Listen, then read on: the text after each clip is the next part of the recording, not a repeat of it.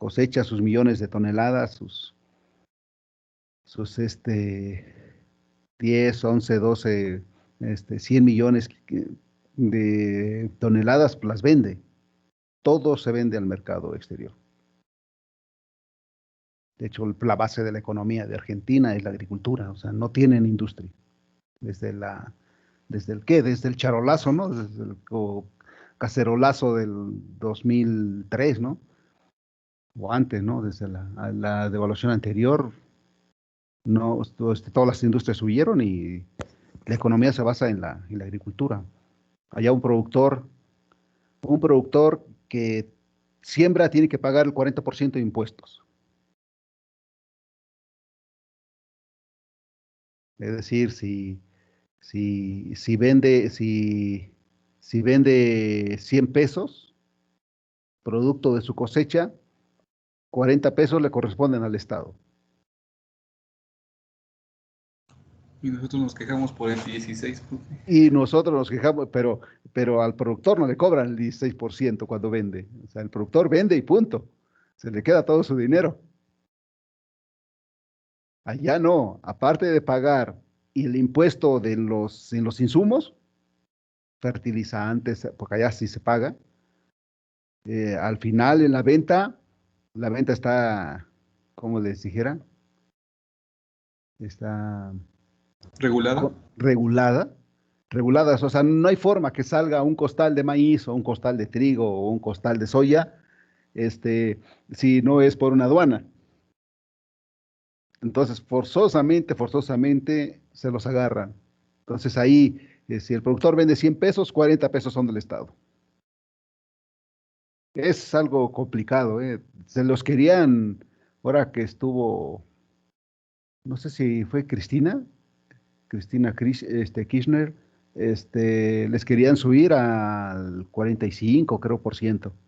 No, pues se levantaron, cerraron carreteras y no, pues imagínense pues, que ya iban a trabajar para el gobierno, ¿no? Y aún así sigue siendo negocio, ¿eh? Sigue siendo negocio la agricultura. O sea, sí es una de las actividades más nobles que puede existir, ¿no? Ok, pues pues vamos a darle.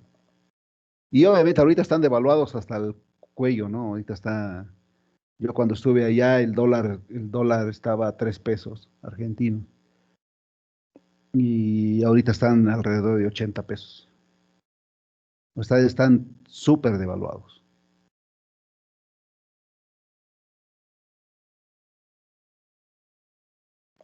Pero bueno, vamos a seguir. ¿Cómo les ha ido? ¿Cómo les fue el fin de semana? Cuenten, platiquen. No todo es clase, no todos son Bien, con los... profe, Sí, necesitábamos más días. más días. Sí, pues es que ya se acabaron los puentes. Sí, pues ya no hay puentes ahora, ya de aquí hasta que se termine el semestre, que ya no estamos a mucho, ¿eh? Ya estamos ahí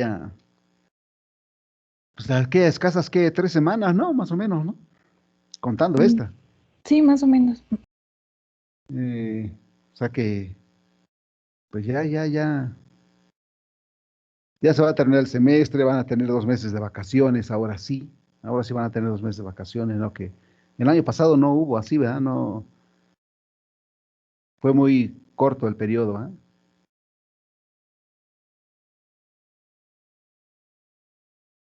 Sí, profe, nada más nos dieron un mes. Un mes, ¿verdad? No, pero no, en mi caso creo que fue como 2 semanas. Ni vacaciones adicionales me tuve que tomar, me pude tomar. Pero yo, pero yo pienso que ahora ya en agosto ya regresamos, ¿no? ¿Ya lo vacunaron, profe? Ya me vacunaron el viernes pasado. No tuvo síntomas secundarios. Ya ve que decían que de repente les podían dar calentura y esas cosas. Ajá. No, fíjate que no. Al segundo día me dolió solamente del hombro al codo, ¿no? Sí, quién sabe por qué me dolió el codo, ¿no? pero me duele todavía, de hecho, si me toco me duele donde me vacunaron, pero no, una compañera, no sé si la conozcan, Tere, la de control escolar, una güerita ella. Sí, profe. Ah, pues Tere, sí, ella sí tuvo así reacciones secundarias. Ella se vacunó el viernes y el sábado estaba mal, ya el domingo ya amaneció ya mejor. Pero sí, ella sí tuvo reacciones secundarias. Pero de los que conozco, así a otros compañeros, pues no, no, no. Ayer estuve con unos, platicando, porque uno de ellos es mi alumno, este, y, y no, ellos se vacunaron el sábado, un grupito que fueron así juntos, y no, dice que ninguno tuvo reacciones. De hecho, uno de ellos ya se había enfermado de COVID el año pasado. Pero, pero bien, ojalá que ya inicie pues la etapa para ustedes, ¿no? Porque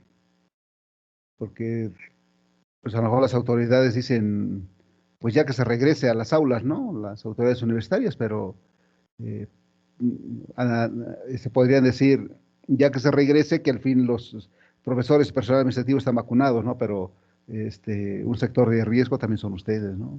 Yo diría que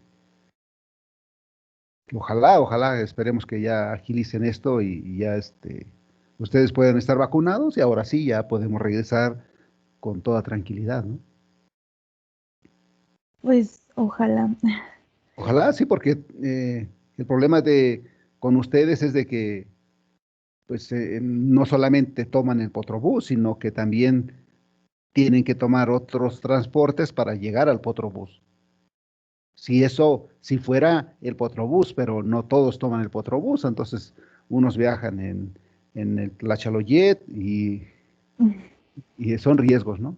Sí, y pues bueno, yo lo que estaba viendo es que hasta el próximo año nos van a vacunar a nosotros, pero pues quién sabe. Pero y entonces no se podría hablar de regreso, ¿no? Pues sí, de No se hecho, podría hablar de regreso porque pues, cómo nos dirían que regresáramos si digamos yo creo que la mayor proporción de la comunidad universitaria son alumnos, la mayor proporción. Entonces, si la mayor proporción de la comunidad universitaria no está vacunada, pues no sería lógico, yo digo. Es mi particular punto de vista, ¿no? Pero bueno, vamos a esperar a ver qué sucede y cuáles son las instrucciones, ¿no?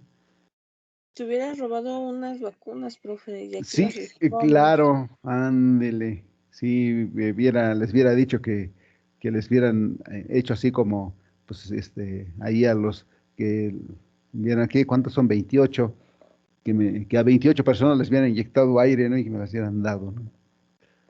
oh rayos, no Sí, tampoco. no, no, tampoco.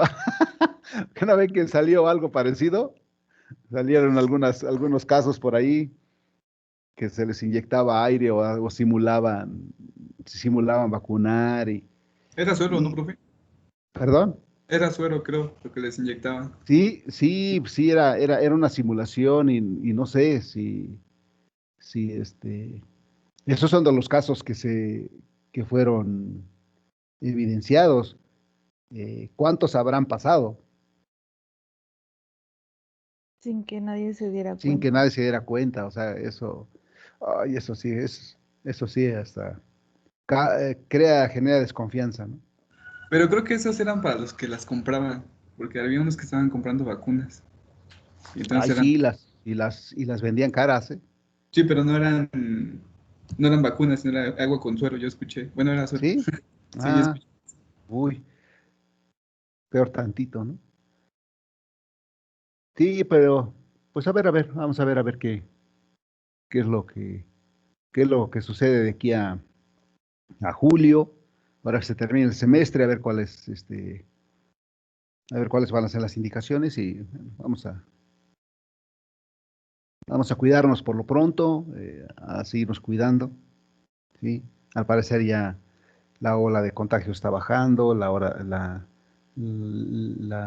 muertes diarias ayer fueron, creo, 59, siguen siendo muertes, ¿no? ¿Verdad? Porque a nadie se le deseaba, o sea, sigue siendo algo catastrófico, pero comparado con el año pasado o en enero, que eran alrededor de 1800, 2000 muertos diarios, pues sí, o sea, se redujo significativamente. Ojalá que sigamos, sigamos cuidándonos, ¿no? Ya una vez que estemos vacunados, pues ya que nos pase como a Israel, ¿no? Israel, Israel pues ya su población ya está en actividades normales, ¿sí? Estados Unidos ya está regresando a las actividades normales, pero ya tienen más del 90% de la población vacunada. Eh, ya van que del orden de los 250, que cerca de 300 millones, y son 326, o sea que ya están ahí al otro, ya están saliendo ellos.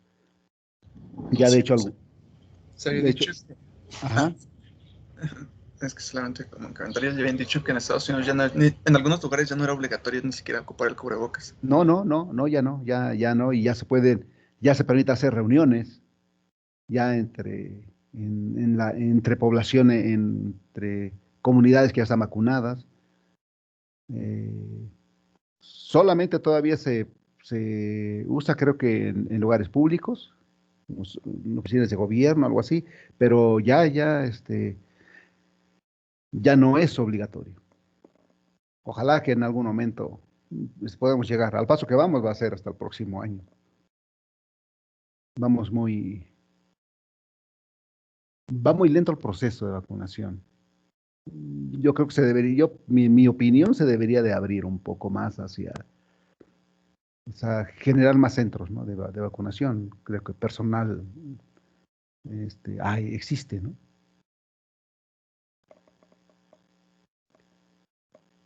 Pero bueno, por algo lo hace. Vamos a continuar. La clase pasada, el día miércoles, habíamos hablado de características que ahora lo que nos corresponde es identificar características que estén relacionadas con el rendimiento sin que exista una relación negativa entre estas, porque habíamos dicho que si bien el peso, el número de granos es el principal determinante del rendimiento, hay una relación negativa entre el número y el peso. Entonces, tendríamos que buscar otras, otras características que estén relacionadas con el número de granos, pero no negativamente, sino positivamente. De tal manera que podamos generar incrementos en el rendimiento mediante o a través de incrementos en el número de granos. Y bueno, vamos a entonces a continuar. Disculpe, doctor, Sí, es que dígame. no estaba compartiendo pantalla, no sé si... No, ahorita voy, ya, Ah, ya bueno, está. Ahí está. ¿Ya se ve? sí, ya. Ok, Gracias. muy bien. No, no, gracias a ustedes. Gracias también por iniciar la grabación. Que luego, ayer también en la clase con el otro grupo, estaba terminando la clase y me acordé que no había grabado la clase, pero creo que alguien me había hecho el favor de activarla. Ok, pero era lunes, por eso. Vamos entonces a continuar. Ahí ya habíamos visto esto, ¿sí? Habíamos visto que eh, por aquí alrededor de antesis, ¿sí? Cuando están creciendo las espigas y cuando están creciendo los tallos, si hay mejoras en la oferta ambiental, pues puede haber cambios, ¿sí? O mejoras en el número de granos y que cuando hay estrés, ¿sí? o cambios negativos en la oferta ambiental, pues también puede haber, sí, cambios negativos en el número de granos. De tal manera que, entonces, esto permitiría, sí, ver empíricamente cómo un modelo general de desarrollo desde experimentos manipulativos es acorde con trabajos fisiológicos de cultivos en la realidad. Muchos de los experimentos o sea, que se manipulan, es decir, que se le pone sombra, que se le quita las espiguillas, que se defolia, son acordes a la realidad. ¿Por qué? Porque estamos simulando, ¿sí?, algo que pudiera ocurrir en un cultivo a nivel extensivo. Pero pues se requieren, ¿verdad?, reportes de estudios sobre pues qué efectos tienen las prácticas de manejo sobre el mejoramiento, del mejoramiento sobre el rendimiento y qué se ha obtenido con algunos detalles. Por ejemplo, la dinámica del crecimiento y la partición durante preantesis, y las flores como destinos principales, ¿no? Las flores en este caso trigo, ¿no? Y permite ver todo esto, ¿sí? Permite ver por los primeros ejemplos de manejo hacia un mejoramiento. Por ahí uno de los primeros trabajos que aportó mucho a esto fue un experimento, un mega experimento que hizo Anthony Fisher en 1993 y lo publicó en esta revista agronómica, se llama Field Crops Research. Eh, Muy buena revista. Y él evaluó la época y la cantidad de fertilización, por ahí comentábamos anteriormente, lo usábamos como ejemplo. Época y cantidad de fertilización de nitrógeno en trigo bajo riego. Utilizó 32 tratamientos, ¿sí? Desde no aplicar nada, que sería este puntito de acá, o aplicarlo en diferentes momentos, o fraccionado, o sea, aplicarlo todo, toda la dosis, todas las dosis en diferentes momentos, o fraccionado a lo largo del ciclo. Los tratamientos fueron desde 0, que sería este puntito de acá, hasta 32, hasta 320 kilogramos de nitrógeno por hectárea. Aquí están, ven, por ejemplo, este 0 fertilización, este puntito de aquí que está señalando esta flecha, 180 kilogramos de nitrógeno en la etapa de SADOX 3. Recuerden que SADOX 3 es elongación del tallo. 3.1 sería un nudo por arriba de la superficie del suelo. 3.2 serían 2 nudos sobre la superficie del suelo, y así sucesivamente. Y este otro de acá fueron 180 kilos de nitrógeno, todo a la siembra, ¿sí? Showing es siembra. Y vean cómo incrementos en el número de granos, ¿sí?, por efecto de la fertilización, provocan cambios de la misma magnitud, bueno, o cambios que en el rendimiento de grano, ¿sí? Yield es rendimiento. Y lo que sí fue claro es de que no encontró Fisher ninguna relación entre el rendimiento con el peso de grano. Es decir, el peso de grano no explicó, ¿sí?, para nada los cambios observados en el rendimiento. Entonces, mucho de la totalidad, que es el 97.77%, el 97.77% de la variabilidad observada en el rendimiento fue debida a la variabilidad, ¿sí?, en el número de granos. Fisher lo que hizo también, ¿sí?, en este mismo trabajo fue midió, ¿verdad?, el número de tallos por metro cuadrado, ¿sí?, que es este eje del lado izquierdo, y el peso seco total en gramos por metro cuadrado, que sería este eje del lado derecho, para diferentes tratamientos de fertilización, bueno, aplicados en diferentes momentos. Por ejemplo, acá está el cero, que serían los circulitos vacíos. Las líneas gruesas corresponden al total dry weight, ¿sí? Al peso seco total, y las líneas flaquitas corresponden al número de tallos, es decir, las líneas gruesas se miden en el lado derecho y las líneas flaquitas se miden en el lado izquierdo. De tal manera que ellos observaron que cuando no se aplica nitrógeno, ¿sí? Se tiene este peso, se obtiene muy poco peso seco, la planta crece muy poquito y produce muy pocos tallos. Conforme se va incrementando la dosis, se va produciendo, ¿sí? Más biomasa y también más tallos, ¿sí? Y más tallos, por ejemplo, este otro. Acá tenemos visualizado, ¿verdad?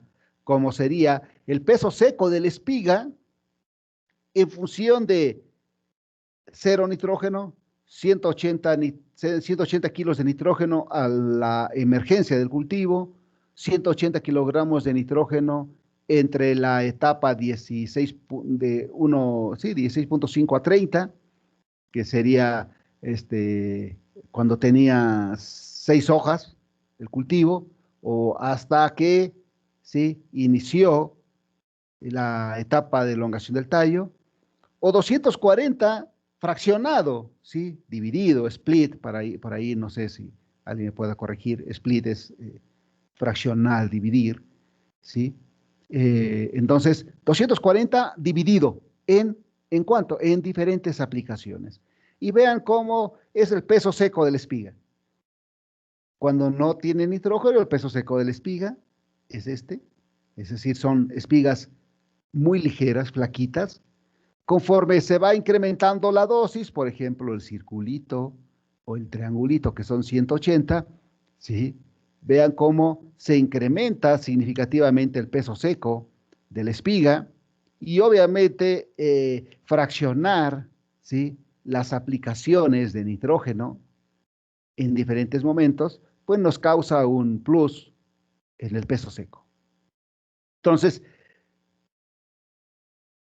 ellos observaron que fraccionar, aplicar en un momento adecuado el nitrógeno, hace las espigas más gorditas. A antesis, recuerden que este peso seco de la espiga es en antesis, todavía no tiene grano, solamente tiene la flor. Y lo que sí encontró, que hay una muy buena relación, ¿no?, que lo que ya habíamos visto, que el peso seco de la espiga 10 días después de la antesis, es decir, cuando ya la flor se fecundó y cuando ese carpelo pudo representar ya grano, o potencialmente ya un grano, espigas más pesadas producen muchos granos, ¿sí?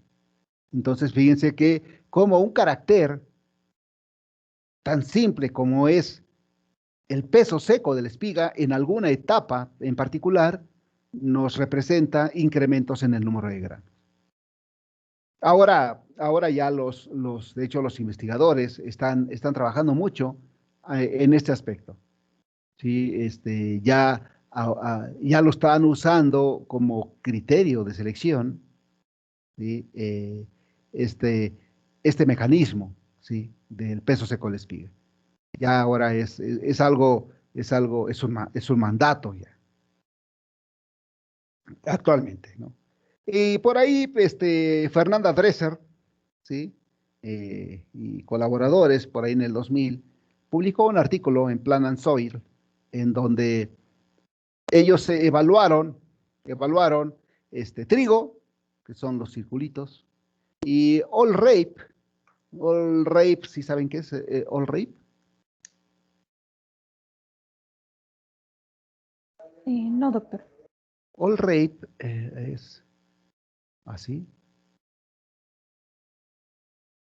All rape es una Brassica napus, conocida como canola. ¿sí? All rape es canola. Entonces ellos estudiaron tanto canola como trigo, ¿sí? Midieron el rendimiento relativo, o sea, relativo quiere decir que respecto a un control, el 1 es el control, ¿sí? 1.0 es el 100%, y lo midieron y hicieron la relación en términos de la tasa relativa de crecimiento, eh,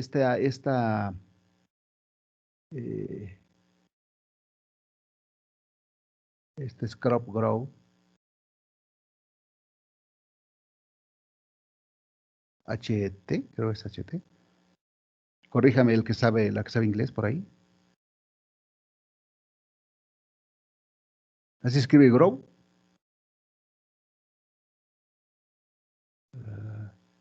Sí, profe. Sí. Yo ando medio malito en inglés, ¿eh? Crop growth rate, ¿sí? Sería tasa, ¿sí? De crecimiento del cultivo. Entonces, ellos midieron la tasa de crecimiento del cultivo relativo, otra vez, relativo que a un control, durante el periodo crítico. Y esto está dado en porcentaje. De tal manera que ellos observaron que cultivos que acumulan mucho carbono, porque la tasa de crecimiento es eso, ¿no? Es cuánto crece en un cierto periodo, es decir, si lo viéramos en términos unitarios, cuántos gramos de biomasa se acumulan por día. Y esos gramos de biomasa es carbono. Entonces, si uno midiera la tasa relativa de crecimiento, la tasa de crecimiento del cultivo relativo durante el periodo crítico, pues estaríamos midiendo cuánto crece, cuánto carbono acumula. Y lo que se observa, o lo que ellos observaron, tanto de su estudio en trigo y all rape, como los datos de Wright, que es otro autor, de Hawking, de Fisher, con los datos de trigo del 93, y de Abate. Abate publicó también algo sobre nitrógeno y peso seco de la espiga en Argentina, en 1999, creo, algo así. Eh, y observaron que en todos los casos, la incrementos en la tasa de crecimiento del cultivo durante el periodo crítico generan, ¿sí?, cambios significativos en el rendimiento de grano. Es decir, ¿qué quiere decir esto? Que es lo que más bien veníamos comentando, que durante el periodo crítico se le tiene que dar al cultivo las mejores condiciones, ¿sí? ¿Para qué? Para garantizar que efectivamente esta tasa de crecimiento del cultivo sea máxima, que acumule mucho carbono, porque el crecimiento que exista durante ese periodo crítico va a definir mucho el rendimiento de grano, ¿sí?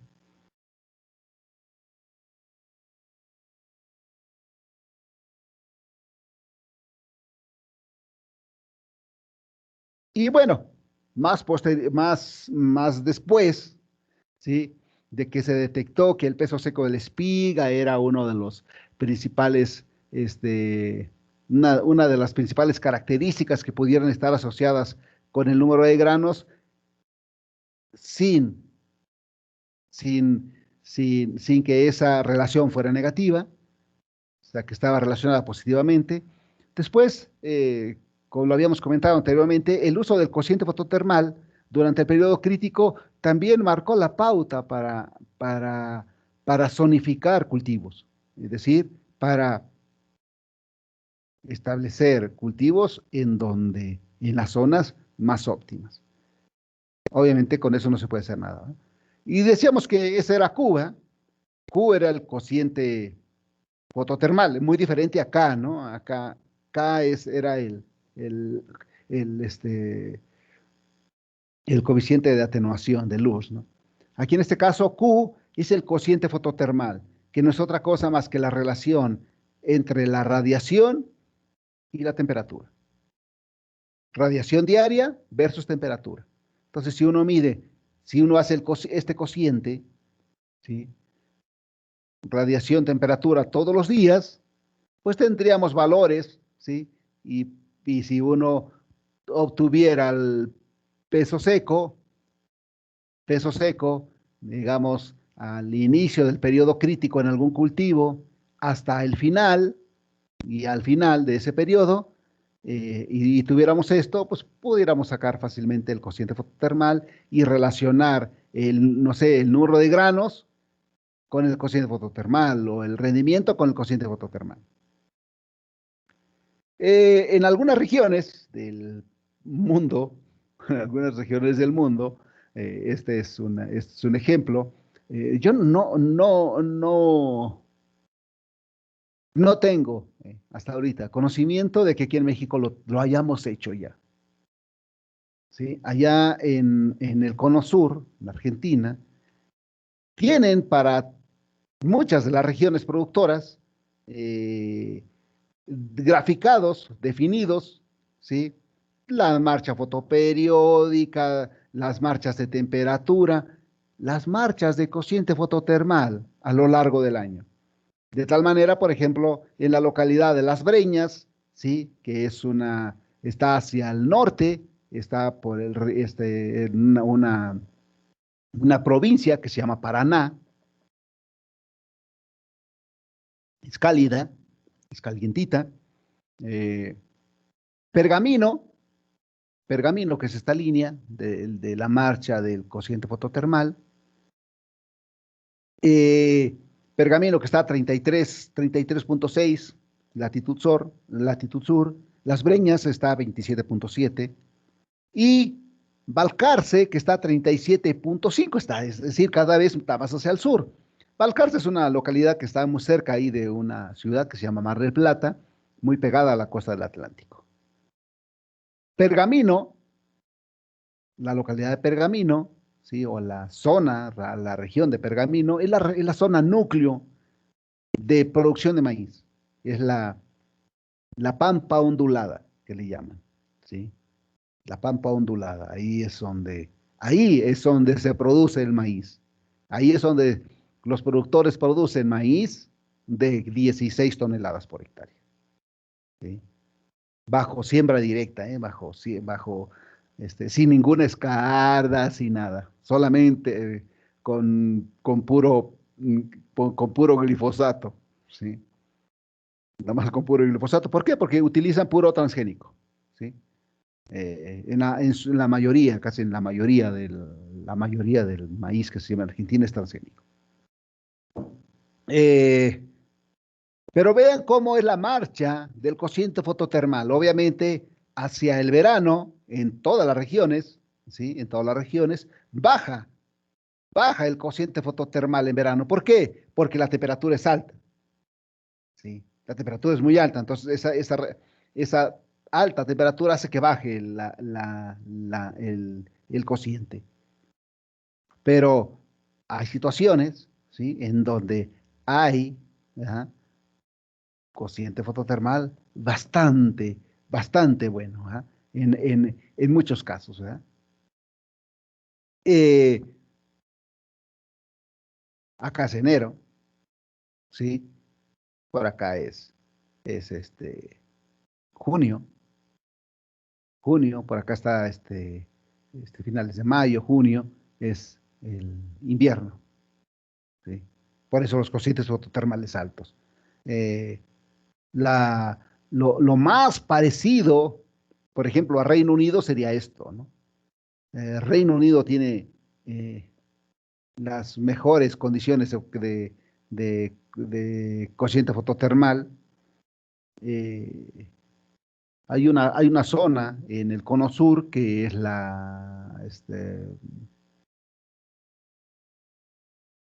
más hacia el sur, la Patagonia, por allá por el Río Negro, que sería una zona muy productora de granos. El problema es el agua y los fuertes vientos ahí. pero tiene condiciones de cociente fototermal para tener rendimientos de trigo de hasta 14 toneladas, yo creo. Y resulta que estos señores encontraron, ¿verdad?, una muy buena relación entre el cociente fototermal que está dado, ¿verdad?, que es radiación temperatura, megajoules por metro cuadrado, por día, por grado centígrado. Encontraron una relación así, que hacen una línea con el número de granos. Y vean, esta es la región de Paraná, que es Las Breñas, Pergamino y Balcarce. Y vean, conforme se va incrementando el cociente fototermal, se va incrementando el número de granos. ¿Sí? Es lo que les comentaba yo, por ejemplo, de Sinaloa, en el caso de maíz. Sinaloa cultiva el maíz en invierno, de tal manera que tiene durante el día es alta radiación solar, no alta temperatura, es alta radiación solar. O sea, mucha radiación solar son la mayoría del ciclo del cultivo, son días despejados porque todo se hace bajo riego, y las mañanas y noches son frescas, y eso ayuda a incrementar entonces el cociente fototermal, perdón, y por lo tanto, ¿sí?, se incrementan los rendimientos. Por eso en Sinaloa los rendimientos andan en maíz, son alrededor de 15 toneladas. ¿Alguna duda, comentario sobre el cociente fototermal?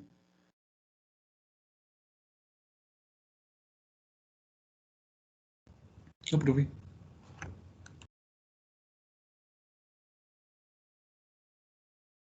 Ok. De tal manera que muchas estrategias de manejo pues han sido diseñadas para mejorar el crecimiento durante esta ventana de tiempo, ¿ah?, porque decíamos que hay que mejorar el crecimiento del cultivo durante el periodo crítico porque hay una muy buena relación de la acumulación de carbono en este momento con el rendimiento. Por ejemplo, la fertilización nitrogenada, ¿no? De tal manera que vean cómo durante esta ventana, que es el periodo crítico, está creciendo el tallo y está creciendo la espiga. Es decir, que cualquier cosa que pase, un estrés, lo que nos haría es caídas en el número de granos. De tal manera que con prácticas de manejo, como lo demostró Fisher, pues se puede incrementar el peso seco, ¿sí?, total de la planta y obtener espigas más pesadas. Es lo que se vio, ¿no? Con los diferentes tratamientos de nitrógeno se vio que se podían obtener espigas más pesadas. Y espigas más pesadas estuvo relacionado muy fuertemente con cambios positivos en el número de granos. Entonces, a través del manejo ha habido estos cambios en las mejoras en el rendimiento.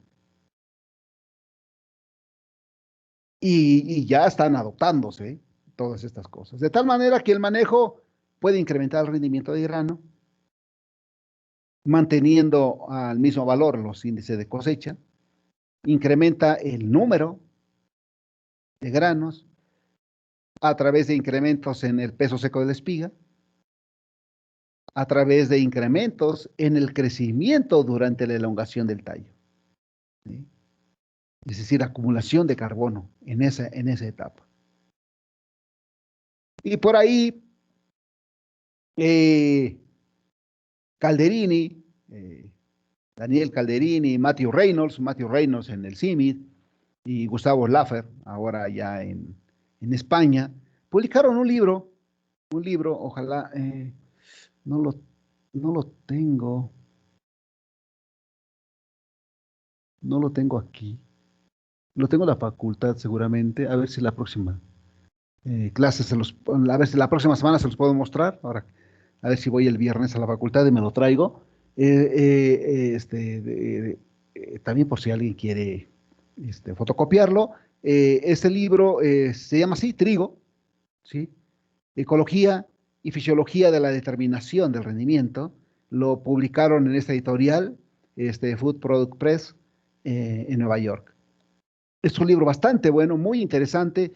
Ellos publican, ¿sí? Estudios, un estudio que de hecho sacado de este señor Austin en 1980, de hecho, publicó un artículo en donde dijo que el índice de cosecha tenía un límite teórico,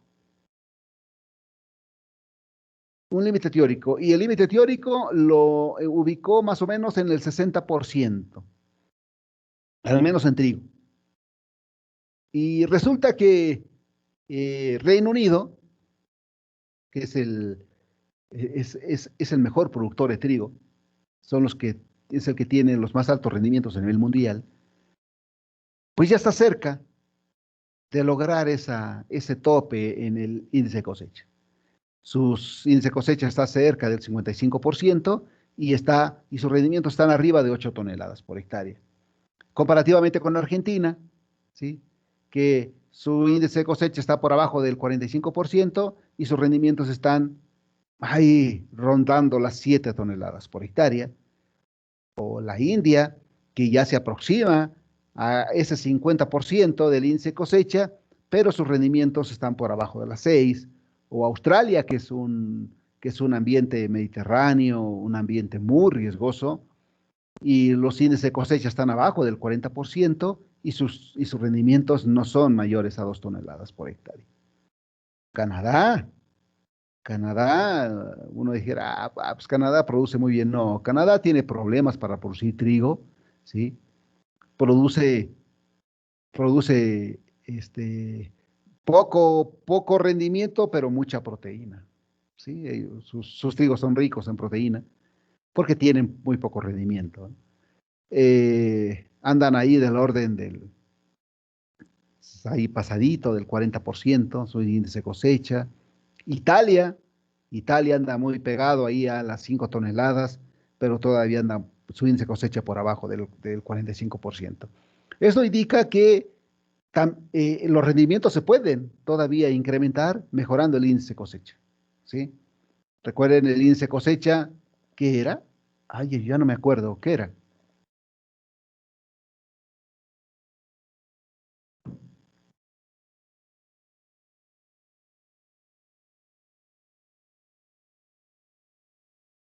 La proporción, ¿no? De la materia seca total que representa grano. O el porcentaje, ¿sí? De la materia seca total que es el rendimiento. Así. Y en algunos países, con excepción de Reino Unido, que ya está muy llegando al tope, en otros países, por ejemplo, Australia tiene campo, si tuviera agua, ¿sí? Canadá tiene campo si tuviera temperatura. Eh, Italia tiene chance. India también, Argentina también tiene chance. Y posiblemente México. De tal manera que nuevamente, ¿sí? Schlaffer por ahí en el 94 dijo, efectivamente hay una muy buena relación del peso seco de la espiga en antesis con el número de granos. Y la biomasa particionada hacia la espiga durante preantesis, es decir, cuánta de la biomasa producida antes de la antesis está en la espiga como porcentaje en función, ¿ya? O más bien es el peso seco de la espiga en antesis en función de cuánta de la biomasa, ¿sí? Preantesis se particionó hacia la espiga o se asignó hacia la espiga. Ellos encontraron también una muy buena relación, es decir, entre más biomasa sea asignada a la espiga antes de antesis, pues tendría uno espigas más pesadas en ese momento. Pero también encontraron que en un estudio que se hicieron con diferentes genotipos liberados desde 1920, observaron que la proporción espiga-tallo juega un papel muy importante en la determinación del peso seco de la espiga. Es decir, eh, el carbono que está siendo fijado a través del proceso de fotosíntesis, mucho de ese carbono va a crecimiento de tallo y crecimiento de espiga. ¿Estamos de acuerdo?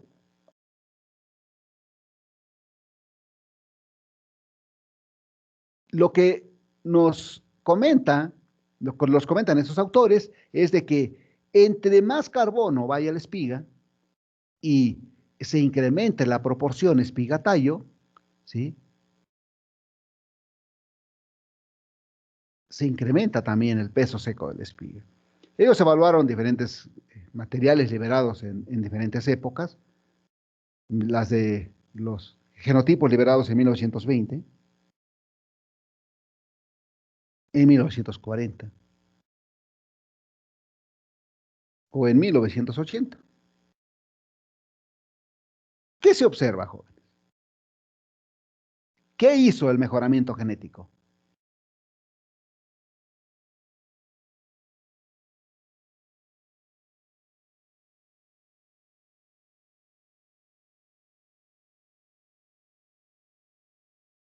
¿Qué hizo el mejoramiento genético, jóvenes? ¿Qué se observa que hizo a través de los años?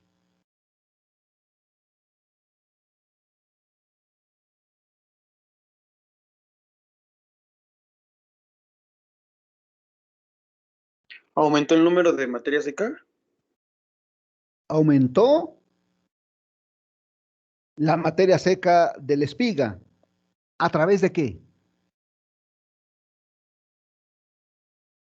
De mejorar, a través de mejorar la proporción espiga-tallo. Este peso seco de la espiga, jóvenes, es enantesis, ¿eh? Otra vez. El peso seco de la espiga es enantesis, todavía no tiene granos. Y si se incrementa la proporción, ¿sí? Es decir, la asignación de más materia seca a la espiga, que cambie la proporción espiga-tallo, ¿sí? Vean cómo en los años 20, en la década de los 20, pues los genotipos tenían, ¿sí? Espigas que solamente representaba el 10% del peso seco del tallo, o del peso seco total. Ajá. Espiga-tallo. Es decir, las espigas solamente representaban, si un tallo junto con la espiga pesaba 100 gramos, pues la espiga solamente pesaba 10 gramos de esos 100. Pero, por ejemplo, ya hacia los años 40, ya estaba cerca del 20%, ¿sí? Lo que representaba la espiga con respecto al tallo. Y ya hacia los años 80, ya andaba del orden del 30%. Entonces, como que el mejoramiento de una manera indirecta, porque todavía no se sabía, todavía no se conocía que el peso seco de la espiga tenía una muy buena relación con el rendimiento de grano, pues de una manera indirecta el mejoramiento, pues como que seleccionó, ¿ya? O sea, como que seleccionaba para alto rendimiento y estaba seleccionando pues las espigas más pesadas. De tal manera que ya un otro estudio que se hizo con genotipos liberados por allá por 1860, ¿sí? Hasta 1986, es decir, casi 100 años de mejoramiento genético, y vean, los genotipos que eran liberados por ahí, que se usaban por allá por 1860, tenían esta proporción de espigas, y los de 1986, ¿sí? Ya andaban hasta muy por arriba, ¿sí? Del 40% de la proporción espiga-tallo. Eso marcó la pauta, ¿sí? Para programas de mejoramiento. Y, por ejemplo, para rendimiento potencial, los genes los genes de enanismo por ahí que ya mencionábamos, los RHT, los famosos RHT estos, ¿sí? Que otra vez se los pongo.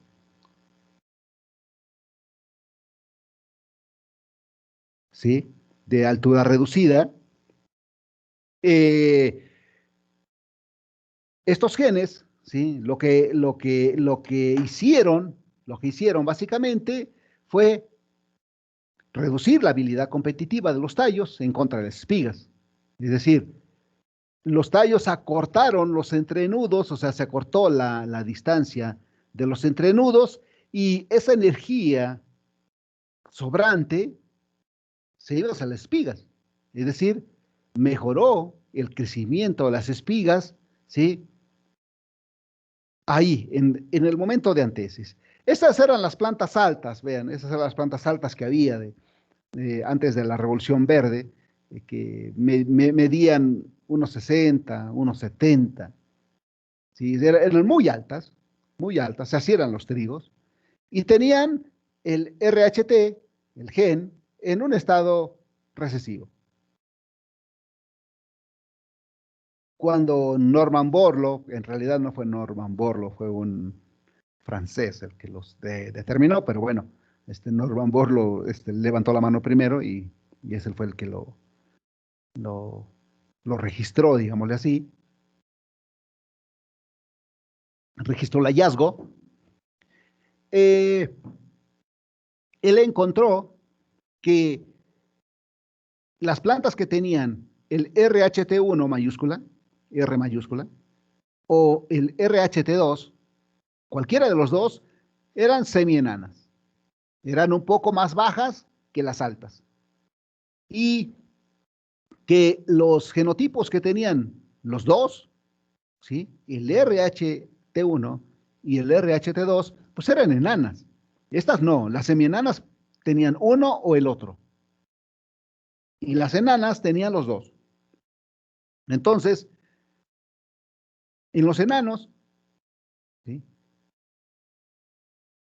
un mayor acortamiento de los entrenudos favoreció el crecimiento de las espigas. Es decir, mucha de esa biomasa o esa energía que se iba a elongar las células de los entrenudos, como ya no se gastaba, pues se iba para acá. Es decir, mejoró la asignación de materia seca hacia las espigas.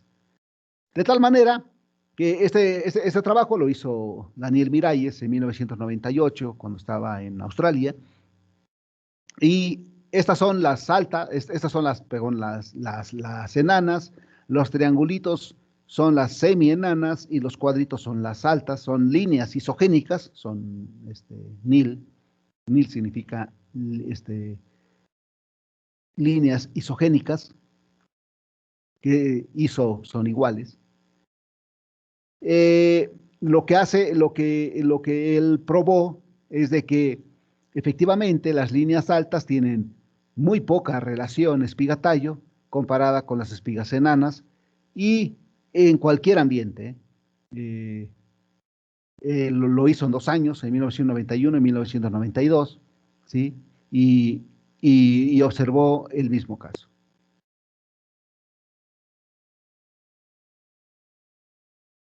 Él también vio que incrementos en el peso seco de la espiga en antesis lograba, ¿sí?, mejorar el número de flores por metro cuadrado. Es decir, que con las líneas altas, pues no llegaba más que a 12,000 flores, ¿sí?, por metro cuadrado. Con las líneas semi-enanas, pues ya llegaba a 14,000, y con las líneas enanas, ¿sí?, pues lograba tener cerca de los 16,000 flores fértiles por metro cuadrado, ¿sí?, con incrementos, ¿sí?, significativos también en el peso seco de la espiga.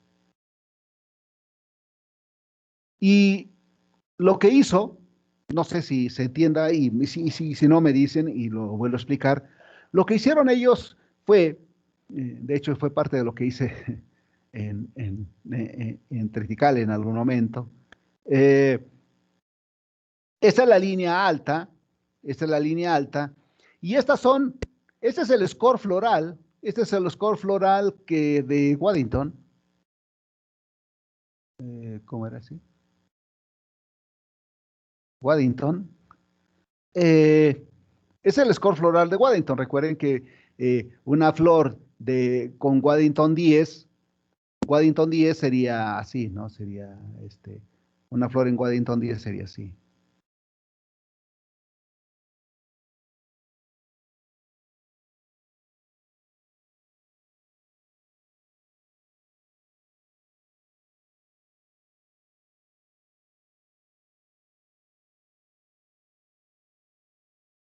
No sé si recuerdan cuando vimos desarrollo, ¿sí? Que esta era una flor, ¿sí? Que tenía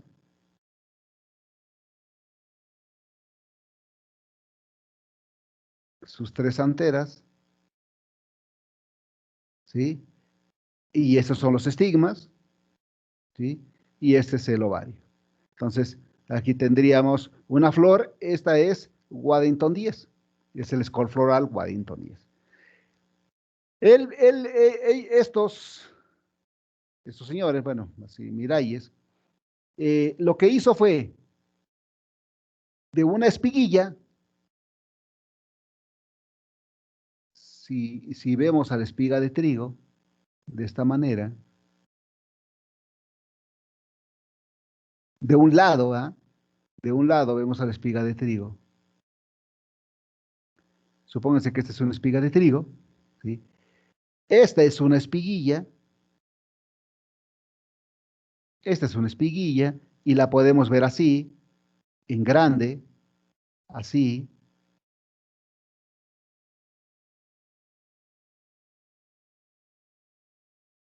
Y así sucesivamente.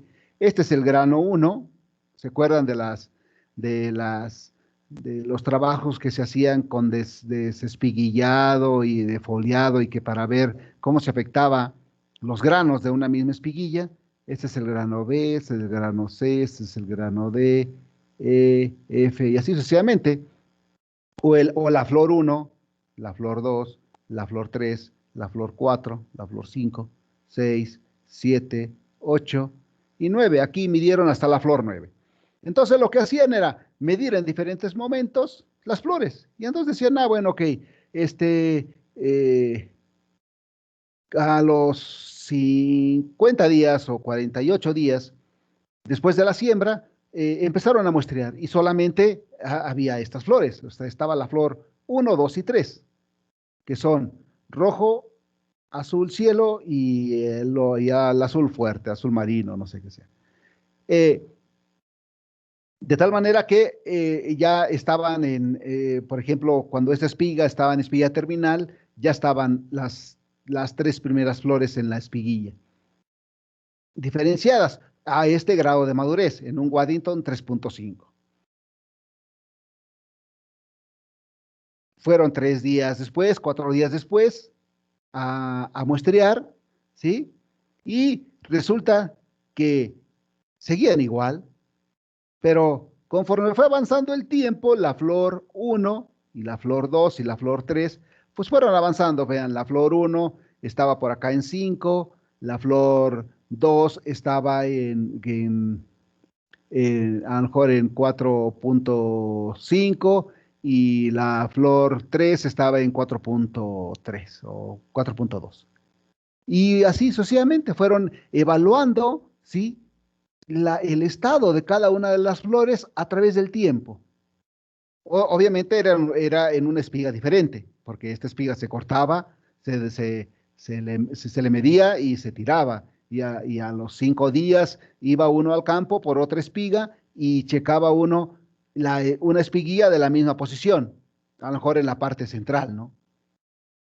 Y hacía uno lo mismo, contar, ¿sí? O ver en qué estado de madurez o en qué escala de Waddington se podía ubicar cada flor dentro de la espiguilla. Y llegó un momento en que se empezaron a separar, La flor 9, pues apareció, pero no creció, no creció, no creció, no creció, siempre estuvo en un mismo estado. Y la flor 8, ajá, llegó por ahí, avanzó un estadito y un estado y ahí se quedó. La flor 7 avanzó más estados, es decir, se pudo ver en un mayor tiempo y después ahí se quedó. La 6, la 5, la 4.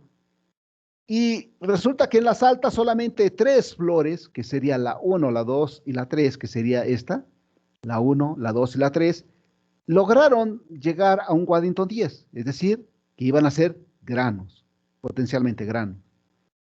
Y resulta que en las enanas, ¿sí? Observó que la flor 4, vean la flor 4 acá en la alta estaba abajo de 8, resulta que aquí estaba cerca del 9 cuando terminó el muestreo. Aquí se llegó la antesis. Esta flechita indica que aquí era la antesis. Esto es antesis. Antesis. ¿Sí? Aquí era la floración. Entonces quiere decir que la flor 4, pudo potencialmente ser un grano. Y esto es lo que hizo. Esto es lo que hizo los genes de enanismo. Es lo que hicieron los genes de enanismo. Mejorar la partición, ¿sí? De la espiga, o sea, más asimilados hacia la espiga, y por lo tanto lograr este mayor número de flores fértiles, ¿sí? En antesis, pues fue el resultado de que la flor 4, ¿sí? Estuvo, ¿sí? Con un score floral, ¿sí? Podríamos llamarlo así, fértil, ¿sí? Un score floral de Waddington 9 en adelante ya se podría considerar como una flor fértil.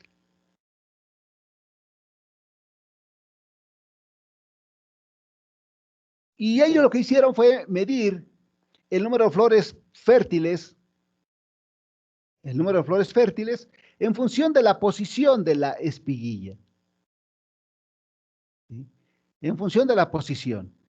Esta es la posición de espiguillas, es decir, acá está la espiguilla 1, 2, 3, 4, hasta la 24, 25. ¿Sí? Y aquí tenemos, otra vez, las altas, las semienanas y las enanas. Y vean cómo, esta es la espiga, digámosle así. Si quisiéramos verla de esta manera, la veríamos así. Esta sería una espiga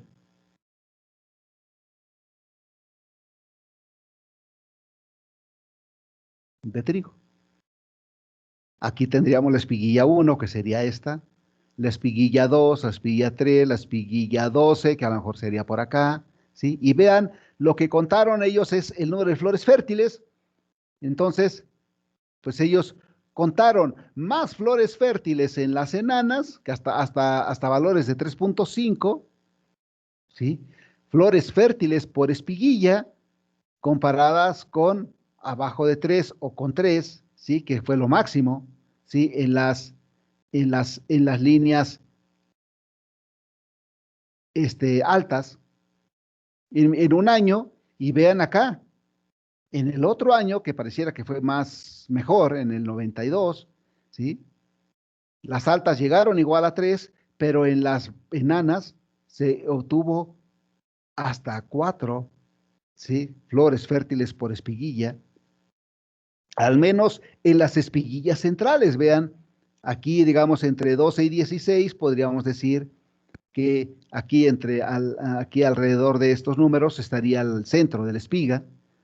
Bueno, al centro de la espiga tendría un mayor número de flores fértiles. Es lo que hace, ¿sí? Que en las enanas, ¿sí? Haya más flores fértiles por metro cuadrado. De tal manera entonces que el crecimiento de las espigas en esta ventana de tiempo muy corta es relevante, ¿sí? Bueno, más bien es tan relevante, ¿no? Que mucho del éxito, del mejoramiento de los cultivos de trigo, pues estuvieron basados en mejorar esta característica, ¿sí? O sea, el mejoramiento provocó cambios en el peso seco de la espiga, lo que hizo, ¿sí? Mejorar esa partición, ¿sí? Con los genes de enanismo se redujo la altura, se redujo el crecimiento del tallo, pero se incrementó el crecimiento de la espiga. Vean cómo fue aquí al contrario, que con las prácticas de manejo provocan incrementos en el tallo e incrementos en la espiga. El mejoramiento logró disminuir la altura y mejorar, ¿sí? El peso seco de las espigas. Por lo tanto, entonces, hubo incrementos en el rendimiento porque hubo incrementos en el índice cosecha. Se redujo la altura, se mejoró el índice cosecha, se mejoró el número de granos porque hubo un mayor peso seco de espiga y ese mayor peso seco de espiga fue debido a que los tallos fueron más cortos porque se redujo la altura, o sea, se redujo la altura, tallos más cortos, hicieron espigas más pesadas. ¿Hasta aquí hay alguna duda?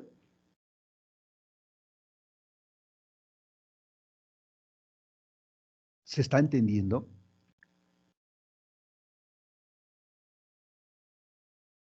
Sí, doctor. ¿O me estoy dando la clase Sí, yo profe. solito? ¿O me estoy dando la clase yo solito? Ok, esperemos que... No, profe. Ok, entonces, uno necesita ver, ¿sí? Uno necesita ver tanto factores ambientales como de manejo agronómico que pudieran mejorar el rendimiento potencial, alcanzable y logrado.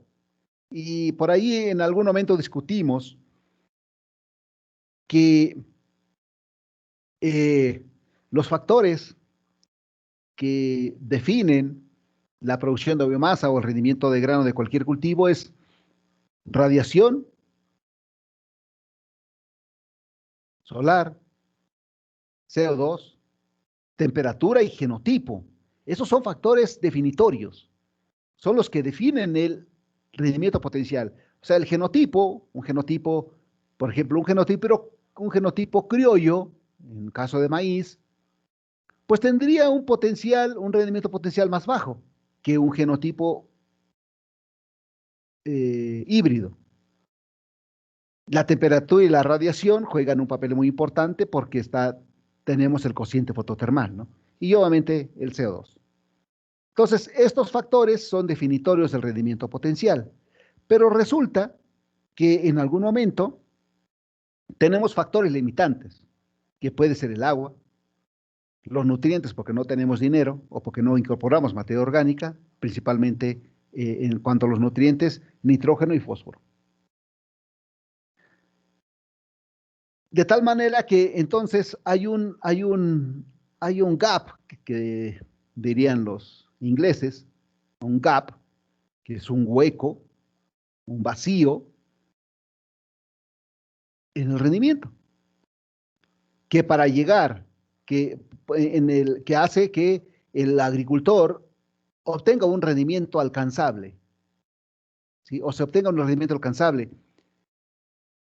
Y para poder llegar al rendimiento potencial tendría uno que tomar medidas de aumento del rendimiento. ¿Cómo qué? Si los factores limitantes son agua y nutrientes, pues uno tendría que estar tomando medidas de aumento del rendimiento como fertilización y riego. Esto del riego no en todos los casos se podía tener, ¿no? Les aseguro que si en el Valle de Toluca tuviéramos riego, podríamos hacer trigo en invierno y seríamos uno de los valles más productivos en trigo de invierno y de calidad. Desafortunadamente no tenemos agua para riego en invierno. Pero resulta que todavía, aún, pueden llegar factores reductores al rendimiento, como son malezas, enfermedades, plagas, granizo, vientos. Hay muchas cosas que pueden reducir el rendimiento drásticamente. De tal manera que lo que andamos cosechando, pues es el rendimiento logrado. Y el salto desde el rendimiento logrado hasta el potencial, ¿sí? Es muy grande. Es muy grande. Sí, y se tienen que tomar medidas de protección del rendimiento, como por ejemplo controlar malezas, plagas y enfermedades. Uno pudiera tener un buen ambiente, ¿sí? Buena radiación solar, buena temperatura, buena cantidad de CO2, un buen genotipo. Compramos el híbrido más chipocludo que hay en el mercado. Tenemos suficiente agua de riego y tenemos suficiente recursos para comprar los insumos, es decir, estamos aquí, siempre nos mantenemos aquí en el rendimiento potencial, pero no controlamos malezas, no controlamos plagas, tampoco controlamos enfermedades, se nos vino una granizada, se nos cayó el rendimiento hasta acá. ¿Sí? Entonces tiene uno que estar atentos, ¿sí? A mejorar esas prácticas de manejo que mejoren el rendimiento potencial. Y bueno, esto creo que ya lo habíamos visto, este modelito de cajas en términos de el modelo lumínico, en términos de acumulación de radiación interceptada para producir biomasa a través de un índice de área foliar, que ese índice de área foliar nos va a regular mucho la eficiencia de intercepción, ¿verdad? Esta es la curva típica de la eficiencia de intercepción con el índice de área foliar, y que ese índice de área foliar pues depende mucho del número de hojas, y en el caso de trigo, que es ahorita nuestro caso, pues depende mucho del número de macoyos. El número de hojas va a depender del número de macoyos que tenga la planta. Pero esta biomasa en antesis, ¿sí? Es importante en términos de partición, es decir, cuánta de esa biomasa lograda en antesis está en la espiga.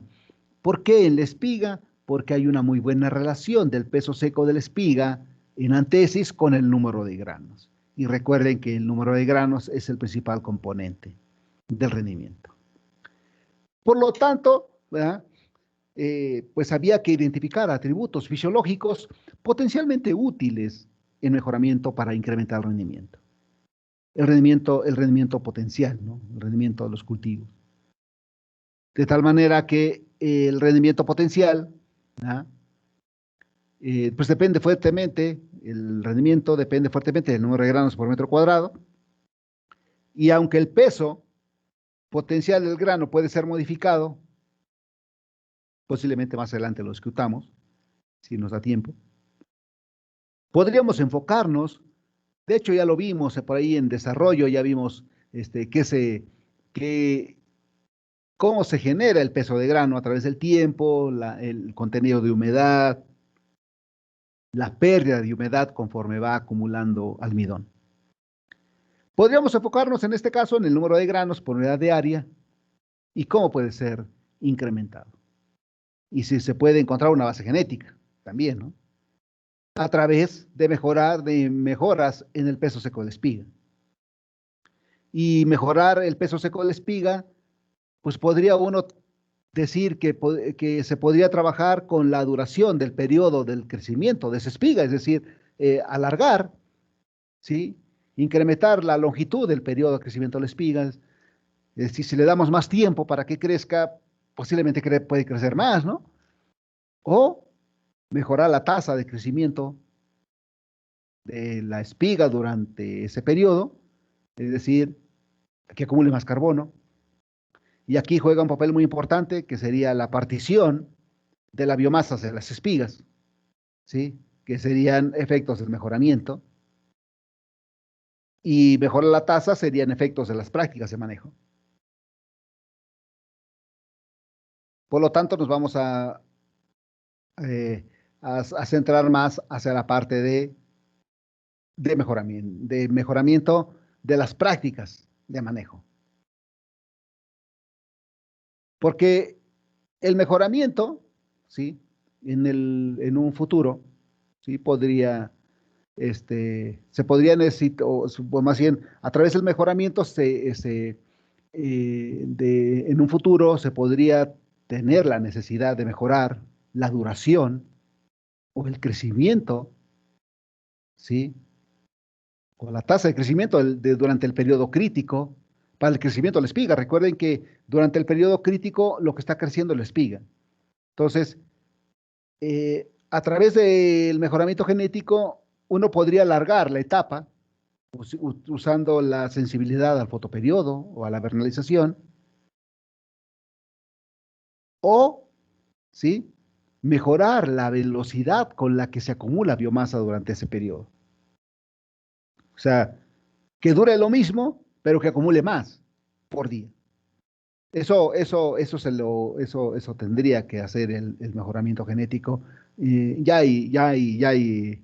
Actualmente existen los primeros trabajos ya que están abordando ese tema en otros países. Por lo tanto, entonces, la fisiología ligada al mejoramiento, evaluando características hasta ahora inexploradas para incrementar la productividad tanto del rendimiento potencial como del actual, los cuales son muy probablemente no independientes. Ahora se sabe que la eficiencia en el uso de la radiación mejora el crecimiento, ¿sí? La partición la mantiene más o menos igual, se mejora el peso seco de la espiga en antesis, se mejora el número de granos y por ahí aparece una pregunta, discriminación de carbono 13. Ustedes que llevaron química, ¿cuántos carbonos hay?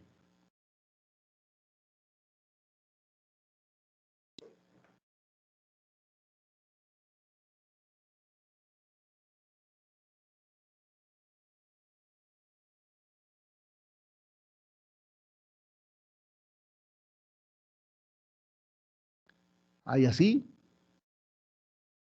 ¿Hay así? En realidad es un superíndice, ¿no? Y hay así. Este es, este no lo consumen las plantas, ¿cómo se llama? Es el carbono, ¿qué?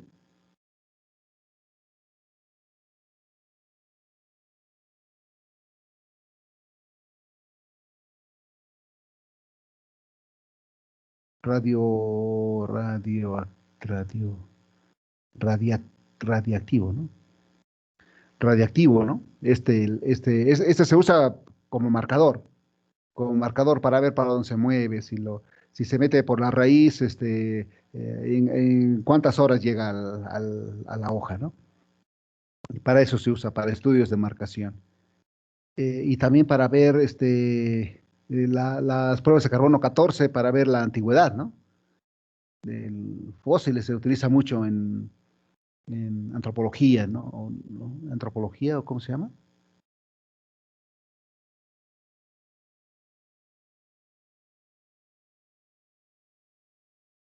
¿Cómo se llama esa área que estudia restos fósiles? Arqueología, perdón, antropología, arqueología. En la arqueología se usa mucho, ¿sí? El carbono 14. Ahora bien, estos dos carbonos entonces son los que nos interesan. Carbono 12 y carbono 13. El carbono 12, digámosle así, ¿sí? Son los, sí, ¿cómo se son los bonitos. Ay, son aquí los bonitos. Y estos serían los feos, digámosle así, ¿no? Para una planta, ¿no? Entonces, lo que hace es de que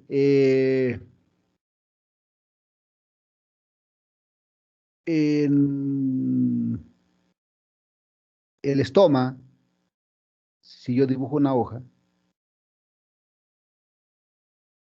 y si maximizo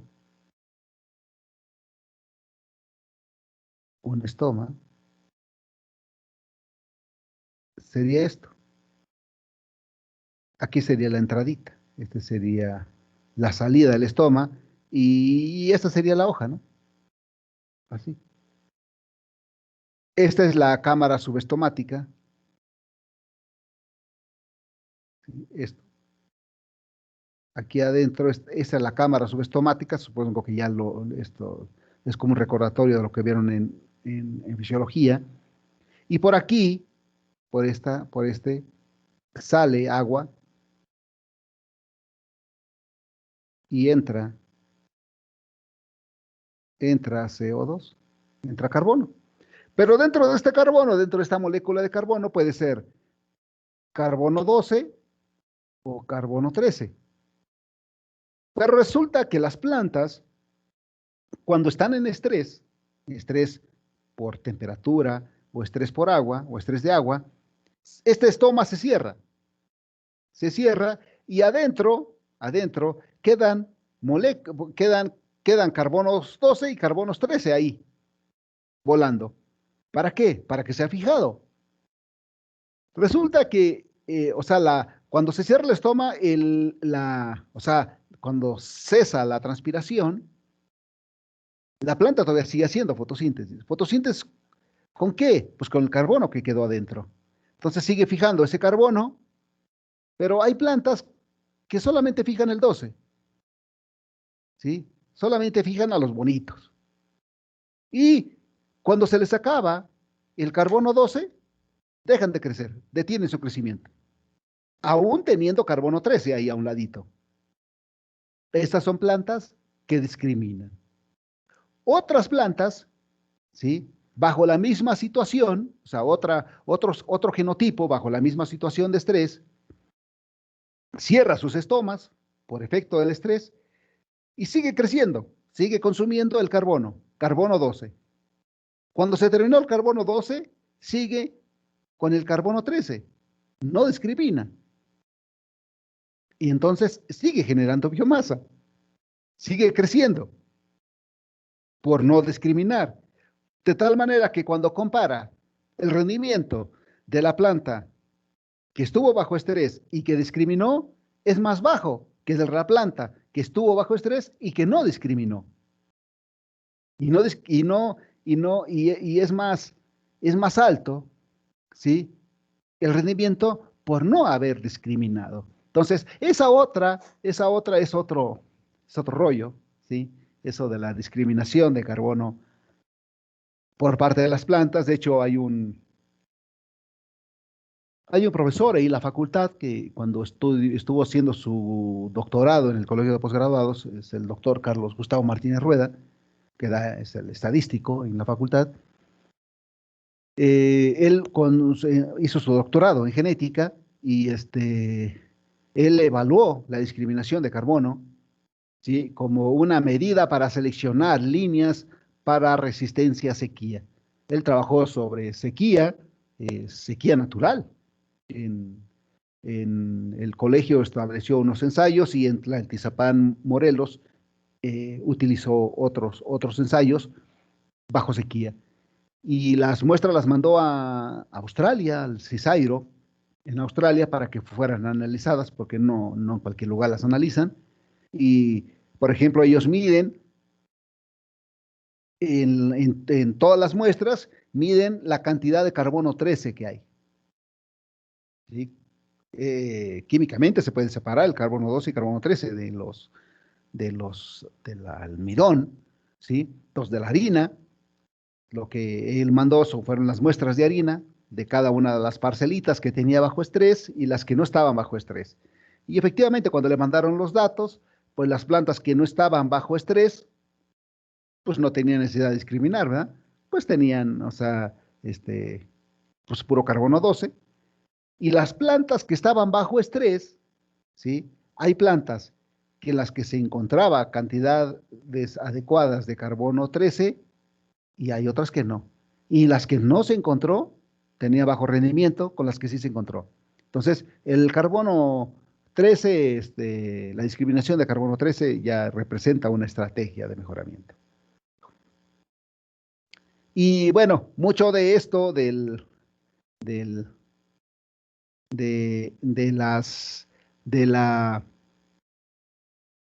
las mejoras, ¿sí? De estas características hasta ahora inexploradas, como por ejemplo la eficiencia en el uso de la radiación, que es la RUE, o la radiación interceptada, es decir, mejorar la radiación interceptada a través de un mejor vigor, ¿sí? De un vigor temprano, por ejemplo, en cebada. Lo que se aprendió de cebada lo hizo un colega mexicano, colega de todos nosotros, se llama Cándido López Castañeda, trabaja en el Colegio de Posgraduados, él estuvo haciendo su doctorado en Australia hace algunos años con Richard Richards, y él estuvo, su trabajo fundamental se basó en determinar por qué la cebada tiene más vigor comparado con trigo, avena, triticale o centeno. ¿Por qué era más, por qué crecía más rápido? Desde un inicio. Y él encontró que la cebada tenía un mayor vigor inicialmente porque su embrión es más grande. O sea, el embrión de la cebada es más grande que el trigo, que de la avena y que del centeno, que del triticale. Por eso tiene más vigor. Y entonces, una planta que tiene más vigor inicial puede cubrir más rápido el suelo. Es decir, puede mejorar la capacidad de intercepción. Y en aquellos lugares donde hace falta el agua, cubrir más rápido el suelo evita pérdidas de agua por evaporación. ¿Verdad? Porque se sombrea. Se sombrea más rápido, por lo tanto, ya no se pierde agua. Entonces, esos trabajos que hizo Cándido López Castañeda sobre el vigor temprano en cebada podrían ayudar, ¿sí?, a mejorar la radiación interceptada, ¿sí?, en otros cultivos. También la duración de las fases críticas, es decir, incrementar, ¿sí?, la duración de la fase crítica mejoraría el crecimiento, la partición, el peso seco de la espiga y el número de granos. Y con esto esto se podía trabajar con sensibilidad al fotoperiodo. ¿Recuerdan lo que se hizo por ahí en algún momento? Esta Fernanda González que trabajó con sensibilidad al fotoperiodo durante la etapa de espiguilla terminal antesis y encontró sensibilidad, que por ahí se mejoró el número de granos por espiga. Bueno, utilizando ese mecanismo de sensibilidad al fotoperiodo, se puede incrementar, ¿sí? Se puede incrementar el peso seco del tallo y también se puede mejorar a la par el peso seco de la espiga. Entonces se puede, o sea, sin cambiar el índice de cosecha, se podrían tener mejoras en el rendimiento.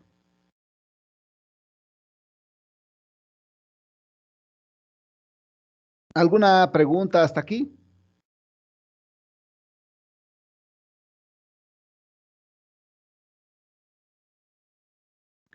Para ilustrar, por ejemplo, este punto, vamos a discutir brevemente cómo se incrementa el rendimiento a través de cambios en la duración de la etapa de elongación del tallo.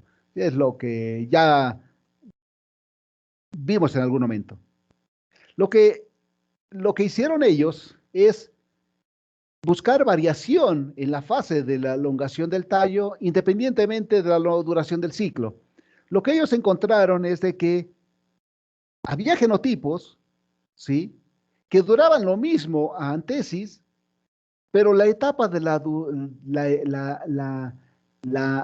etapa de la elongación del tallo, ¿sí?, era diferente. Bien, tenían el mismo ciclo antesis, pero diferente duración de la etapa de elongación del tallo. Por ejemplo, aquí está el primer genotipo, era Kleindo de Enrique, y el otro era Buchenbergo, que eran genotipos de ciclo corto. Lo estudió Elena White Short. Y había dos genotipos de ciclo largo también, identificaron genotipos de ciclo largo, como Bonaer Alazán o Klein Estrella, que también tenían un similar ciclo a antesis, ¿sí? Alrededor de los 1400 grados centígrados día, y que también tenía diferente duración de la etapa de la elongación del tallo. Entonces, vean, por ejemplo, estos genotipos que tienen una mayor duración del tallo, de la elongación del tallo, se supondría que tendrían una mayor partición, ¿sí? De materias secas a la espiga y por lo tanto tendría mayor rendimiento. Por ahí, Kernich en 1997 publicó en el Australian Journal of Agricultural Research también un trabajo en donde encontró, ¿sí? Genotipos de cebada, barley de cebada, de ciclo corto y que tenían igual duración, antesis, pero diferente duración de la etapa de la elongación del tallo, como era Schooner y Wick, o de ciclo largo, Proctor y Trump, que también, fíjense, de ciclo largo, igual duración, antesis, pero diferente duración de la etapa de elongación del tallo. Otra vez, este genotipo que tiene una mayor longitud o duración, ¿sí? De la etapa de la elongación del tallo, tendría que tener una mayor partición hacia la espiga. Entonces hay elementos como para decir que pues, estas diferencias podrían ser debidas a fotoperiodo o a precocidad intrínseca en sí misma o per se. Entonces, cuando se hace la relación entre los grados centígrado día, o sea, el tiempo térmico, entre la iniciación de la espiguilla terminal y la floración, o sea, en ese periodo, desde espiguilla terminal a la floración, con relación a las flores fértiles por espiga hay una relación positiva. Entre más grande es la duración de esta etapa, más flores fértiles por espiga. ¿Por qué? Porque la planta tiene más tiempo para captar insumos, para captar insumos y producir alimento para más flores, ¿sí? Y resulta que eso era una consecuencia de un incremento en el número de flores fértiles por espiguilla. Es decir, que, ¿recuerdan el grano 1, 2, 3?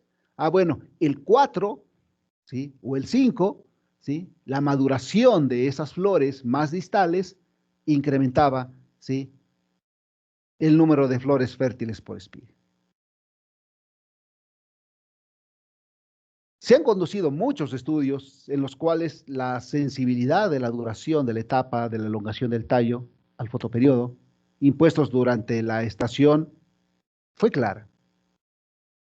Y también se han asociado los cambios en el número de flores fértiles y granos a esa mayor duración. Y todos estos señores, el Laffer y Rawson en el 95, en el Journal Experimental Botany, en Slaffer y Rawson en 1996 en Field Crops Research, Slaffer y Rawson en el Australian Journal of Plant Physiology, Elena, Whitechurch y Slaffer en Eufítica, Miralles, Ferro y Slaffer en Field Crops y Slaffer en el 2001 en Eufítica. Hay muchas evidencias, ¿sí? Que muestran que efectivamente la sensibilidad de la duración de la etapa de la elongación del tallo al fotoperiodo provocan cambios en el número de flores fértiles. Y por ahí Daniel Miralles condujo algunos estudios, ¿sí? En fitotron sería en cámaras de crecimiento, para determinar el efecto directo del fotoperiodo sobre esta fase, o sea, sobre la fase de elongación del tallo, y en qué grado estos efectos del fotoperiodo estaban correlacionados a cambios en el número de flores fértiles en antesis. Lo publicó por ahí en Annals of Botany y en el Australian Journal of Plant Physiology. Gabriela Veledo, ¿sí? También publicó por ahí con Slaffer y recientemente por ahí también está en el 2003. De hecho, publicó varios artículos ahí en este año. Ella estaba, ella era una estudiante de doctorado. La conocí yo cuando ya estaba ya a punto de irse. Coincidimos, yo creo que como un año, medio año, en en la oficina de becarios. Y esta chica para defender su tesis, cuando defendió su tesis de doctorado, ya tenía más de 7 artículos publicados. Y esta señora Fernanda, que bueno, se casó y tiene ya una familia formada, hizo sus estudios, estuvieron basados en experimentos de campo, en parcelas de campo, que fue más o menos es lo que habíamos visto por ahí hace algún tiempo, ¿sí? Cuando vimos el efecto de fotoperiodo, ¿sí? Que veíamos cómo se afectaba la duración de las etapas por cambios al cambiar, ¿sí? A diferente fotoperiodo de una etapa a otra. Ellos encontraron Miralles y Richard y Slaffer, encontraron que los días desde la espiga terminal a la floración correlacionaban muy bien, ¿sí? Con el número de flores fértiles por espiga. Había una relación lineal, mayor duración de la etapa desde espiga terminal a espigamiento, ¿sí? Daba más flores fértiles a medida que esa etapa era mayor. De tal manera entonces que extendiendo el fotoperiodo únicamente durante el periodo desde espiga terminal a antesis, 6 horas, o natural, ¿sí? Bajo condiciones de campo, el estudio incluyó 15 o 50 días de vernalización, pero Book Manantial era insensible, o sea, Book Manantial era insensible, no había, con 15 o con 50 días de vernalización duraba lo mismo, o sea, era insensible. Cuando se ponía, ¿sí? Vernalizado o no vernalizado, 15 o 50 días, y se incrementaba el fotoperiodo, se alargaba el fotoperiodo 6 horas, vean cómo se reduce la duración desde espiguilla terminal a antesis. En ambos casos. En ambos casos se reduce, tanto vernalizado como no vernalizado. Y ellos encontraron entonces que la acumulación de la materia seca, la dinámica de la acumulación de materia seca por la espiga, en función del tiempo térmico, ¿sí? Aquí está, vean, los llenitos eran 0 vernalización, 0, no, fotoperiodo natural y 15 días de vernalización. Vean cómo acortar el fotoperiodo, ¿sí? O sea, en fotoperiodo natural se alarga la etapa. ¿Por qué? Porque está ahí en fotoperiodo natural, fotoperiodo corto. Cuando se alarga, se acorta la etapa. Y si se acorta la etapa, que son los simbolitos amarillos, pues se deposita menos peso seco de espiga menos peso, se deposita menos peso en las espigas, comparado con, ¿sí? Fotoperiodo natural, que sería fotoperiodo corto, ¿sí? Vernalizado o no vernalizado. Vean cómo efectivamente se logra un cambio en el peso seco. Y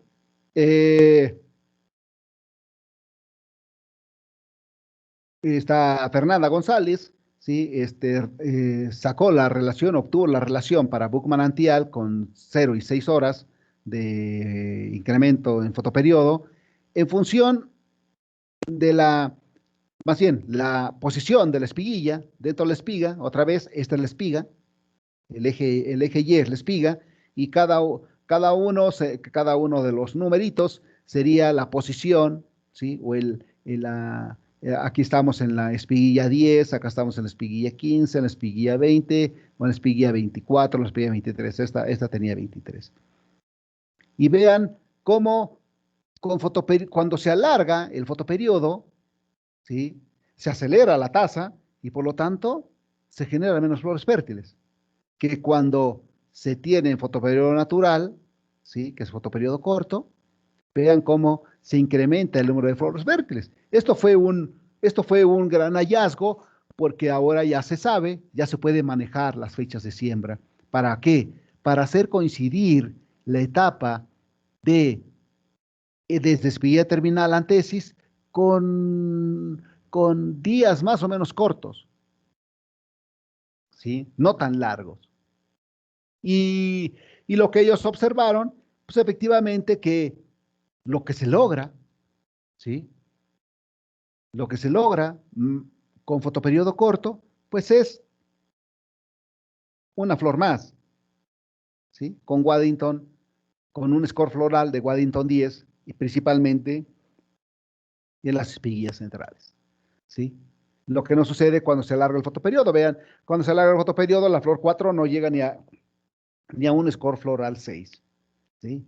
Y cuando se maneja en fotoperiodo corto, llega a un score floral 10, esa misma flor. Entonces es una de las estrategias que podía usarse para incrementar el rendimiento.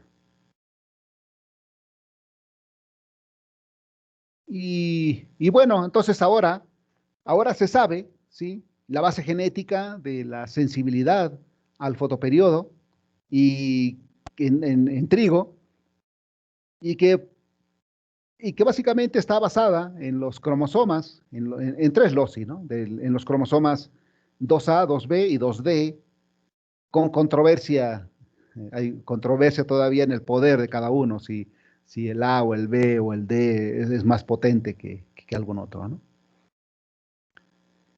Pero,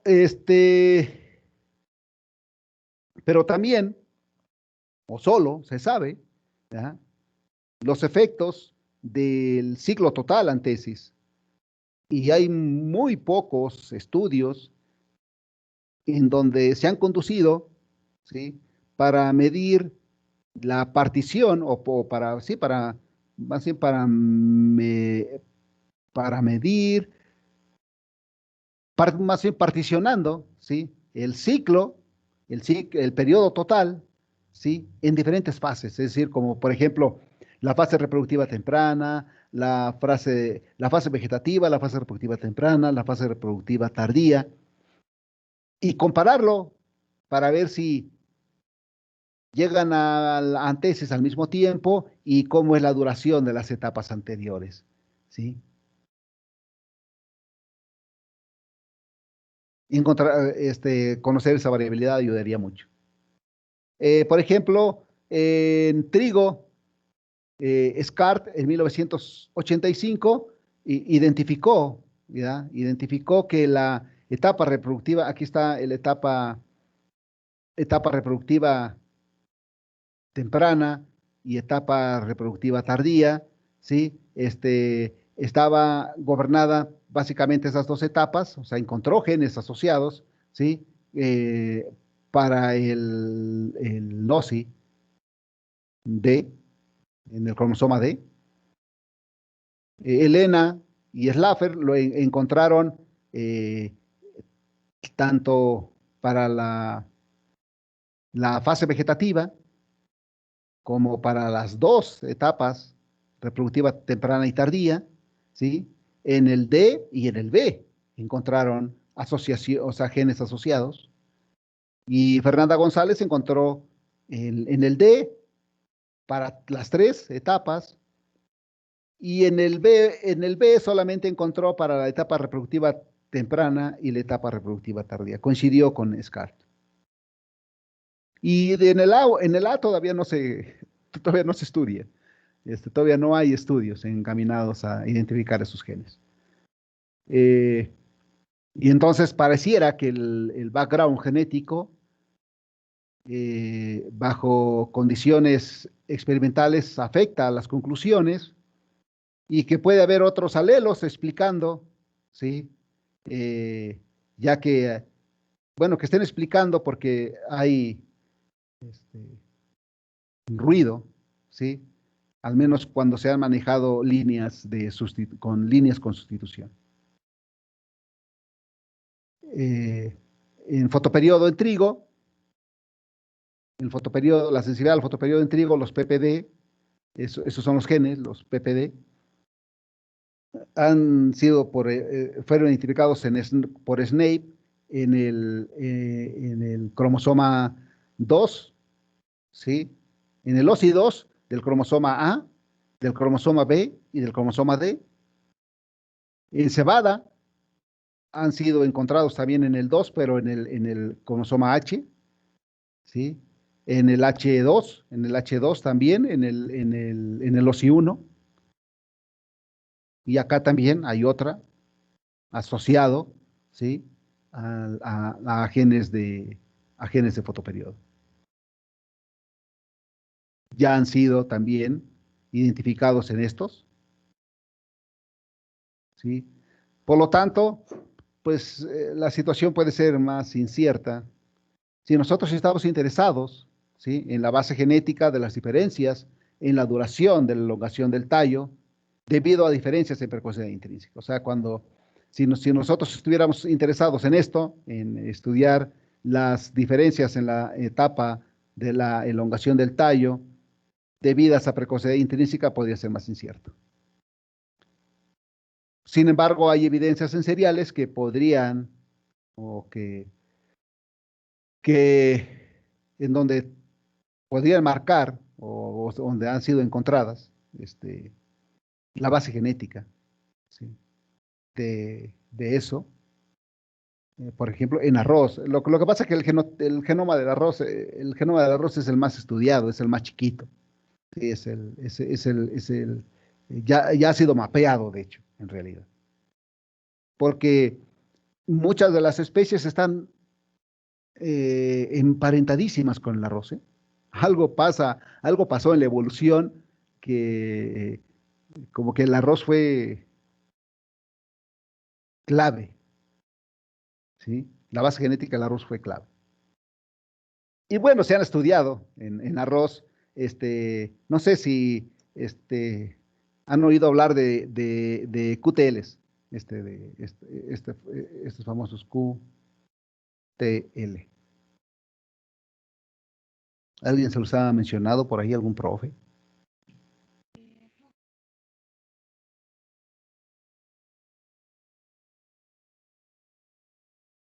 QTL por sus siglas en inglés significa, no sé, a ver si por ahí me corrigen, a ver si a ver si escribo bien.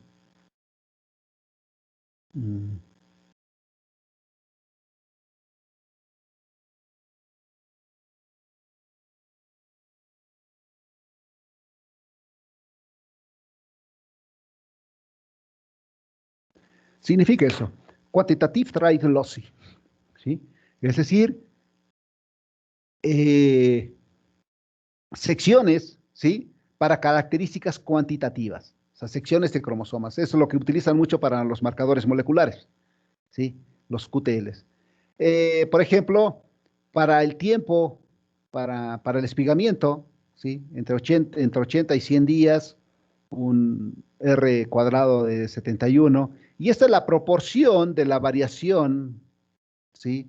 Fenotípica total en función de cada QTL. Entonces vean cómo hay algunos QTLs asociados a variación fenotípica. En el espigamiento, en la etapa vegetativa o en la etapa reproductiva. Y vean cómo hay algunos QTLs que expresan mucho en la etapa reproductiva y coinciden con el ciclo total a espigamiento. ¿Sí? Por ejemplo, vean, en la etapa reproductiva no tiene mucha expresión, pero cuando lo vemos aquí en la etapa vegetativa se expresa bastante y coincide con lo que se ve acá, con la duración total del ciclo. Acá vean Aquí este QTL está, este QTL está más asociado a la parte vegetativa que a la parte productiva. Mientras que el QTL3, está asociado las diferencias en la longitud total del ciclo antesis, que sería heading, está más asociado a la duración de la etapa reproductiva. ¿Sí? Y por ejemplo, vean, se expresa mucho en la etapa reproductiva, pero no se expresa acá nada. O sea, como que se expresa y ya, ¿no? Y cambia mucho. Estos QTLs aportan mucha información, pero de una localidad a otra cambia el ambiente y cambia la expresión. Entonces, como que dejó de, o sea, como que dejó de verse como una característica adecuada. Todavía se sigue utilizando, ¿no? Entonces, hay QTLs asociados con la fase vegetativa o con la fase reproductiva, y las fases podrían ser manipuladas sin modificar el tiempo total, es decir, que puede uno agarrar esos QTLs sin modificar el ciclo total antes. Y entonces, como conclusiones, uno podría en el futuro cercano, o más bien en el futuro cercano del mejoramiento y el manejo, podría ser más eficiente que en el pasado, al conocer ahora los requerimientos, ¿sí?, de las poblaciones, al conocer más bien los requerimientos de la población que está creciendo en una forma, más bien que debería crecer de una forma más sustentable, ¿no? Y sabemos ahora que el rendimiento está fuertemente determinado en una ventana de tiempo muy corta, ¿sí?, que es el periodo crítico, y que mejorar el crecimiento o la partición en esa ventana podría explicar, o nos ayudaría a explicar más las ganancias en el rendimiento debidas a manejo y a mejoramiento respectivamente. O sea, que mejorar el crecimiento en esa ventana podríamos explicar mejor, ¿sí?, el rendimiento debido a manejo o a mejoramiento.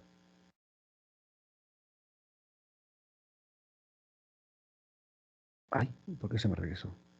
Ok. Y bueno, estas son algunas de las personas que han trabajado. Esta es Gabriela Veledo, la que ha trabajado mucho con la determinación del peso de grano. Está Elena, Elena White-T-Shirt, Eileen White-T-Shirt, es argentina también. Esta es Fernanda González, que ha trabajado con estudios de la relación del crecimiento del tallo de la espiga y de las flores fértiles. De hecho, acaba de publicar un artículo, no tiene mucho, sobre la limitación potencial del número de flores fértiles en función de los asimilados. Y bueno, este es el líder. Ese es el líder del grupo, se llama Daniel Miralles, ¿sí? Daniel Julio Miralles, ¿sí?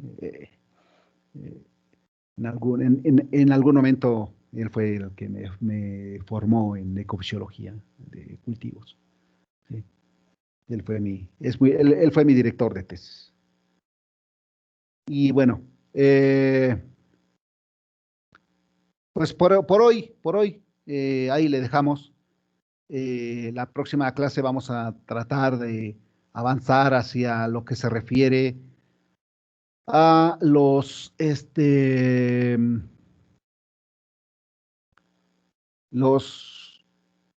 la economía del nitrógeno. Vamos a abordar ya algunos aspectos de cómo definir la dosis de nitrógeno más adecuada para un cultivo. ¿En base a qué? ¿En base a qué se define? ¿En base a qué se define esa dosis de fertilización? ¿Ok? Y bueno, pues de mi parte eso es todo, jóvenes. No sin más desearles que tengan